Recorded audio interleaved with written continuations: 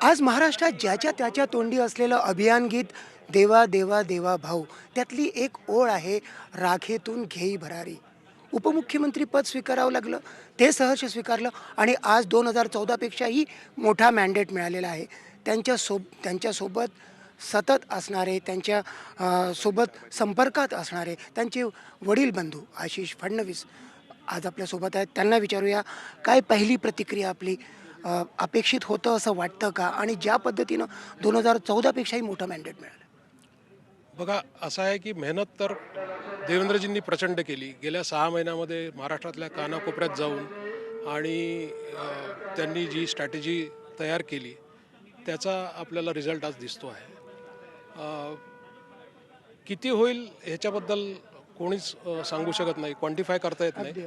पण एक जो पॉझिटिव्ह व्हाईब आम्हाला येत होता त्यातनं आम्हाला हे नक्कीच कळत होतं की आपण यशस्वी होणार. आता ते यश कुठपर्यंत जातं ह्याचं आकलन कोणीच करू शकत नाही. आशिषभाई, देवेंद्रजी फार कमी वेळ त्यांच्या मतदारसंघाला देऊ शकले. अशा वेळेला तुम्ही आणि कार्यकर्त्यांनी तो गड कायम राखला. मला सांगा, शेवटच्या वेळेस काय बोलणं झालं होतं? काय त्यांचे शब्द होते? असं फारसं काही बोलणं झालं नाही, कारण ते प्रचंड बिझी होते. आणि इवन त्यांच्या कॉन्स्टिट्युन्सीमध्ये त्यांनी फक्त 3 रॅलीज केल्या. इवन म्हणजे होम टू होम जाण्याचा पण त्यांना वेळ नव्हता, कारण त्यांना पूर्ण महाराष्ट्रात जायचं होतं.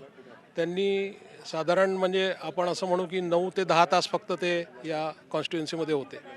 आणि तेवढ्याच्या भरोश्यावर त्यांनी फक्त सगळ्या कार्यकर्त्यांना हे सांगितलं होतं की तुम्हीच आता देवेंद्र फडणवीस म्हणून सगळ्यांकडे जायचं. आणि मै भी देवेंद्र म्हणून सगळे कार्यकर्ते प्रत्येक कॉन्स्टिट्युन्सीच्या कानाकोपऱ्यात गेले आणि त्यांनी सगळं काम करून हा विजय खिचून आणला.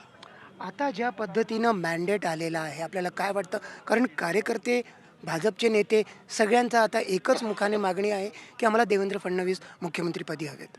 याच्याबद्दल काही डाऊटच नाही.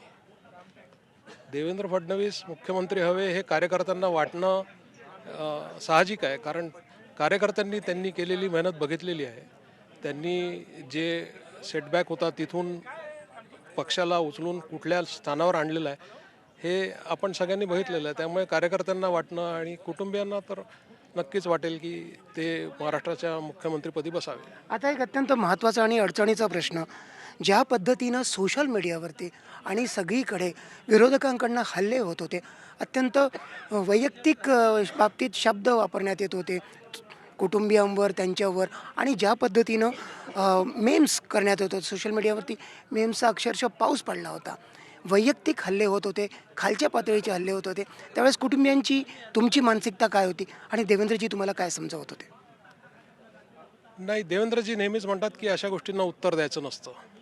अशा गोष्टींना उत्तर आपण आपल्या कामातनं द्यायचं असतं. आणि आज महाराष्ट्राच्या जनतेने या सगळ्या लोकांना अतिशय चोख उत्तर दिलेलं आहे. तर महाराष्ट्राच्या इतिहासातील कदाचित सर्वात अलीकडच्या काळातील सर्वात मोठा दिवस आजचा दिवस, ज्या पद्धतीनं निवडणुकीचे निकाल आलेले आहेत आणि देवेंद्र फडणवीसांचे कुटुंबीयसुद्धा आनंदात आहेत आणि सेलिब्रेट करत आहेत. व्हिडिओ जर्नलिस्ट विनय शुक्लासोबत संजय तिवारी, NDTV मराठी, नागपूर.